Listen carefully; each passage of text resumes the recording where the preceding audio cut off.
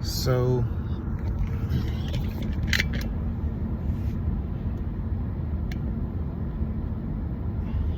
let's talk about it real quick. Fathers in high conflict co-parenting relationships who say that the best option is to just let the child be until they're 18 and then tell their side of the story.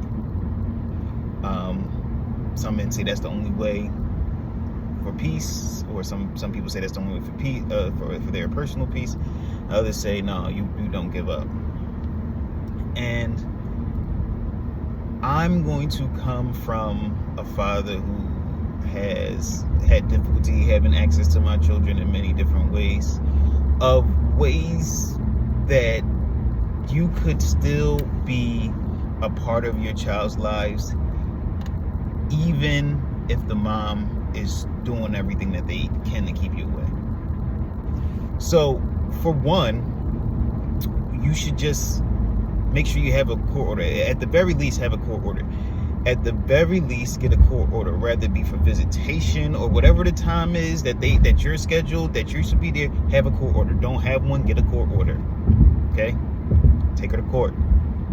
I know sometimes it takes a long time. I know sometimes it's confusing, it's expensive, but it's worth it. Go to court.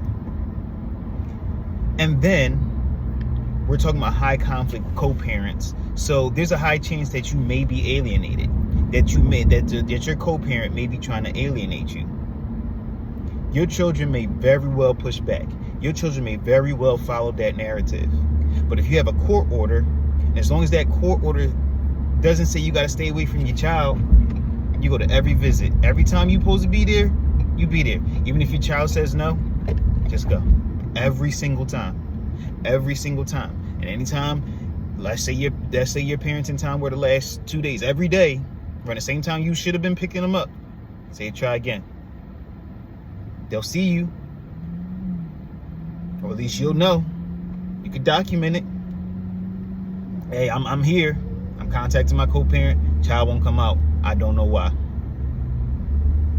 If it's not saying that you have to be away from your child, make sure that you still have access to the school. And I'm not saying go take them out of school, take them out early. Nope. Every little assembly that the school has that parents can go to, attend. Your kid is going to see you there. They can't kick you out. You're allowed to be there. Your court order says you're allowed to be there. Whether your child wants to stay with you or not afterwards, is that's not the point. You go to their games. Go to their practices.